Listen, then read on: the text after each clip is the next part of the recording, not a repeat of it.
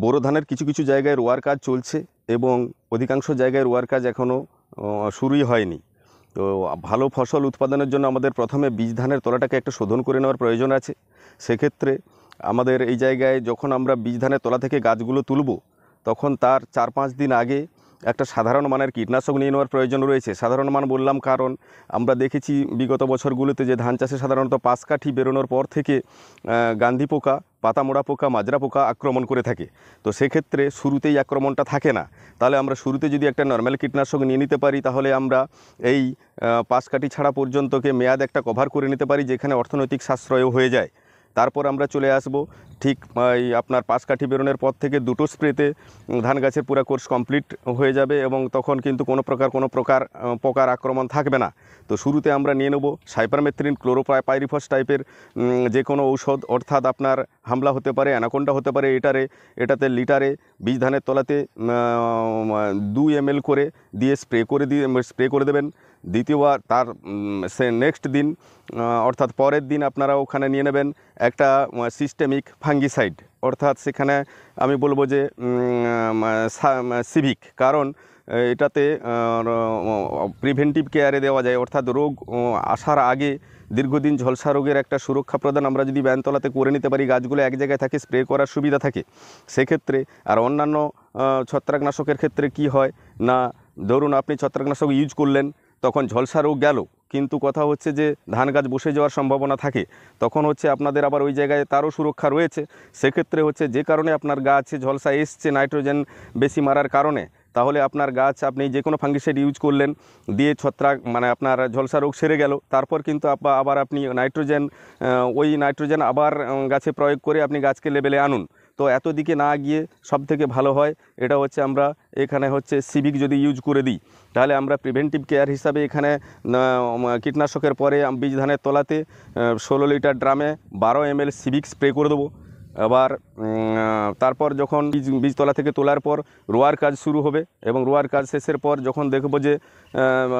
যখন দেখবেন যে গাছের আপনার বৃদ্ধি হতে শুরু করেছে বা গাছগুলো ছনছন করছে, চোখ মেলে তাকাতে শুরু করেছে, ঠিক সেই সময়ে এই হামলা আরেকবার স্প্রে করে দেবো পাশকাঠি বেরোনো পর্যন্ত। টাইমটা জাস্ট একটু কাটিয়ে নেওয়ার, কারণ এই সময়ে কিন্তু পোকার আক্রমণ খুব একটা থাকে না।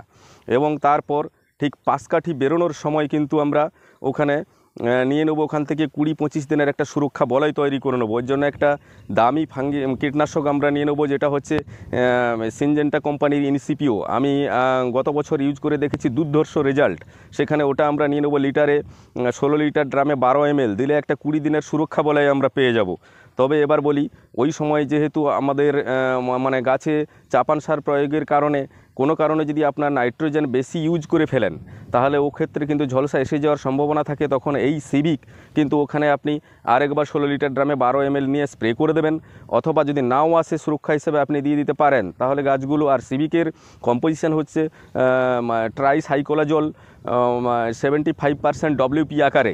এবার এটা আপনার এই সিভিক কেবলমাত্র শীষ ঝলসায় কাজ করে না, শীষ ঝলসা বাদ দিয়ে গাছের যত ধরনের ঝলসা আছে, সেক্ষেত্রে আপনার পাতায় লাল টিকা টিকা দাগ, গাছ ছোপ হয়ে বসে যাওয়া, পুড়ে যাওয়া, সমস্ত ধরনের ঝলসার ক্ষেত্রে কিন্তু সিভিক মানে 100% কাজ করে থাকে। দামও খুব বেশি নয়, কারণ শীষ ঝলসার বা ওষুধগুলোর একটু প্রচুর দাম আছে, এগুলো এখানে দিলে কাজ করবে। তবে দামি ওষুধটা আমরা কিন্তু নেক্সট টাইমে ইউজ করবো, যেহেতু এটার দ্বারা 100% সুরক্ষা পেয়ে যাই, তাহলে আমাদের এটা দিয়ে আগে চালিয়ে নেওয়াই বাঞ্ছনীয়। এবার আমি বলি একটা কথা, যে ধরুন আপনি গাছে রাসায়নিক প্রয়োগ করছেন, একটা জিনিস লক্ষণীয় দেখবেন যে যখন রাসায়নিক প্রয়োগ করছেন তখন সারের জায়গায় গাছের জায়গায়, অর্থাৎ আপনার ওই রাসায়নিকগুলো গাছ টেক আপ করতে পারছে কিনা, নিতে পারছে কিনা, সেটা কিন্তু দেখে নেবেন। না হলে একটা জিনিস করবেন, দেখা যাবে গাছের গ্রোথ পাচ্ছি না, তখন আপনি একটা কাজ করে নেবেন যে চাপান সারের সঙ্গে সালফার ব্যবহার আবশ্যিক করে নেবেন। এবং প্রথম চাপান দেওয়ার 2 দিন পর আপনি কিন্তু বিঘাতে 500 গ্রাম ফিটকিরি ইউজ করে দেবেন। তাহলে কি হবে না, একাধারে আপনার ওই সালফার ক্ষারীয় ভাব কমিয়ে এনে মাটিকে নিউট্রালে নিয়ে আসবে, আর ফটকিরি কী করবে না, সামান্য অ্যাসিডিক হতে সাহায্য করবে। তখন কিন্তু আপনি যে খাবারগুলো দিয়েছিলেন এইগুলো কিন্তু গাছ আবার খেতে শুরু করে দেবে এবং জমির রূপ পাল্টাতে থাকবে। এবার হচ্ছে আপনাদের বলি যে এই সময় যদি আরও গ্রোথ বৃদ্ধি চান, এগ্রিকালচারে এগিয়েছে সেহেতু আপনারাও একটু উন্নত স্টেপে হাঁটতে পারেন, ফসলটা ডাবল পেয়ে যেতে পারেন। এক্ষেত্রে কি করবেন না, নিয়ে নেবেন আপনার ওয়াটার সলিউবল NPK স্প্রে, অর্থাৎ আপনার 19-19-19 এটা নিয়ে নেবেন আপনারা লিটারে, ওর সার্কুলার 5 গ্রাম, কিন্তু আপনি বলবো যে আপনি 4 গ্রাম হারে ইউজ করুন। ওর সঙ্গে যে কোনো একটা প্ল্যান্ট গ্রোথ রেগুলেটর নিয়ে নেবেন, অর্থাৎ ফাইটোজাইম হতে পারে, মিরাকুলান হতে পারে। তাহলে সেক্ষেত্রে এটা আপনারা লিটারে 1 ml হারে দিয়ে স্প্রে করে দেখবেন, দুর্ধর্ষ গ্রোথ। ধান গাছ গোল হয়ে যাওয়ার পর, অর্থাৎ গর্ভ হয়ে যাওয়ার পর একটু যদি সাজিয়ে গুছিয়ে একটা স্প্রে করে নিতে পারেন, তাহলে কিন্তু আপনি 100% রেজাল্টটা ডাবল পাবেন। এতদিন যা করেছেন সব ঠিকই আছে। এবার এই জায়গায় আমি বলবো যে একটা ধান গাছের ক্ষেত্রে একটা দারুণ কাজ করে হচ্ছে সুন্দর প্ল্যান্ট গ্রোথ রেগুলেটর নিয়ে নিন। সেটা হচ্ছে নাইট্রোবেনজিন সমৃদ্ধ বুম ফ্লাওয়ার। এটা হচ্ছে আপনার গাছের খাদ্য গ্রহণ প্রক্রিয়াটাকে ডাবল আকারে নিতে সাহায্য করবে, তার ফলে শীষগুলোকে টেনে বের করতে সাহায্য করবে এবং সব শীষকে একসঙ্গে বের করতে এবং শীষের আকার বড় করতে ভীষণভাবে সাহায্য করে, যার কোনো বিকল্প হয় না। যতগুলো প্ল্যান্ট গ্রোথ রেগুলেটর রয়েছে তার মধ্যে বুম ফ্লাওয়ার ব্যতিক্রমী। এবং অথবা আরও একটা ভালো এখানে আপনার প্ল্যান্ট গ্রোথ রেগুলেটর রয়েছে, সেটা হচ্ছে ব্ল্যাক অমৃত, যেটা হচ্ছে অ্যামিনো অ্যাসিড, ফলভিক অ্যাসিড এবং হচ্ছে হিউমিক অ্যাসিড, সিউইড সমৃদ্ধ এর কম্পোজিশান।